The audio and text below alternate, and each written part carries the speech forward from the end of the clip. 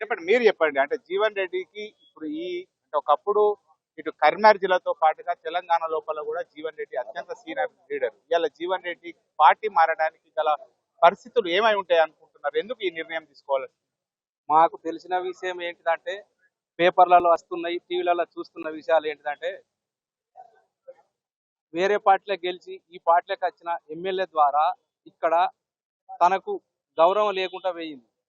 ఒకప్పుడు ఉమ్మడి కరీంనగర్ జిల్లాలనే కాదు, ఉమ్మడి ఆంధ్రప్రదేశ్లో ఉత్తర తెలంగాణలోనే అసెంబ్లీ టైగర్ అనే పేరున్న ఒక జీవారెడ్డి ఎమ్మెల్యేకు బీఫామ్ ఇవ్వాలంటే కూడా తనకి చెడు చేతులకి ఇస్తే వేయింది.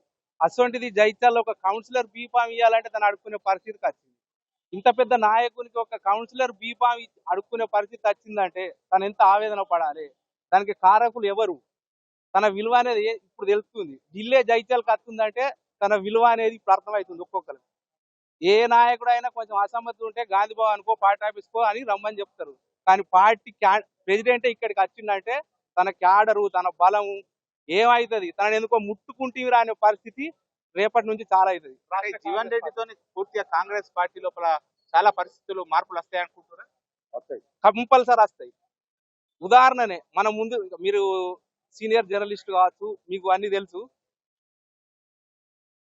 తెలంగాణ ఏర్పడ్డ తర్వాత టిఆర్ఎస్ గవర్నమెంట్ లా కేసీఆర్ కు డీజిల్ కి పైసలు లేనప్పుడు ఈటల రాజేందర్ ఎకరాల భూమి అమ్మి పార్టీ కోసం కష్టపడ్డ ఈటల రాజేందర్ ను కేవలం గులాబీ జెండాకు ఓనర్లం అన్నందుకు తాను ఎలా బయటకు పంపించిందో, పంపిస్తే కేసీఆర్ పతనం ఎక్కడి నుంచి చాలా అయిందో, ఈ రోజు రాష్ట్ర కాంగ్రెస్ పార్టీ కావచ్చు, అధినాయకత్వం కావచ్చు, ఆ పతనం ఇక్కడ నుంచి చాలా అయింది.